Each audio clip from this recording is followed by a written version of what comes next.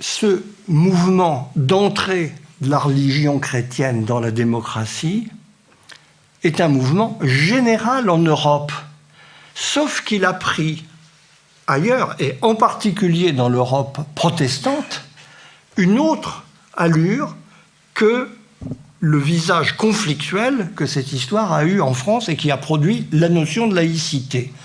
C'est ce que les spécialistes de la question reconnaissent en distinguant effectivement deux modalités de sortie du rôle politique de la religion.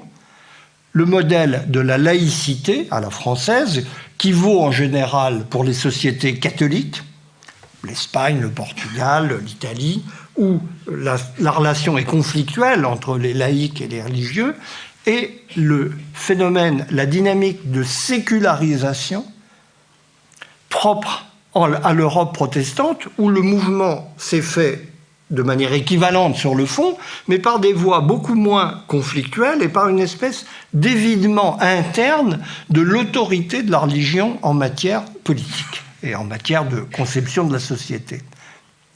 Mais à l'arrivée, le résultat est identique.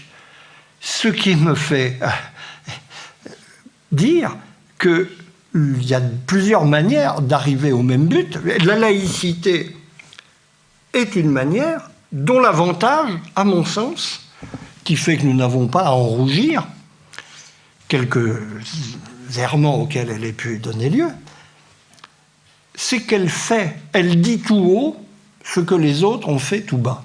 C'est aussi bête que ça.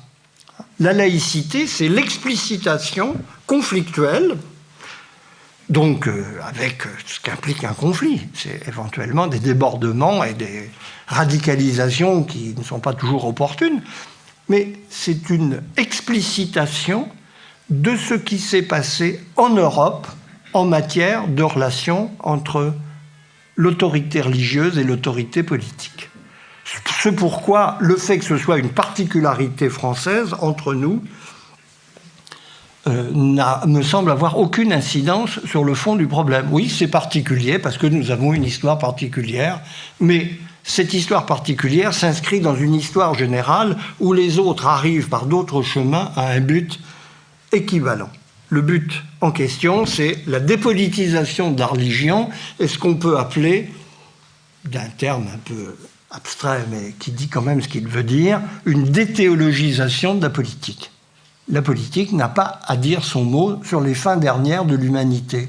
Elle est une manière de gouverner les communautés par la délibération et la décision rationnelle qui ne se prononce pas sur les finalités métaphysiques qu'on peut donner, ou non d'ailleurs, à la vie humaine et qui appartiennent à une autre sphère que celle sur laquelle la politique a de la prise.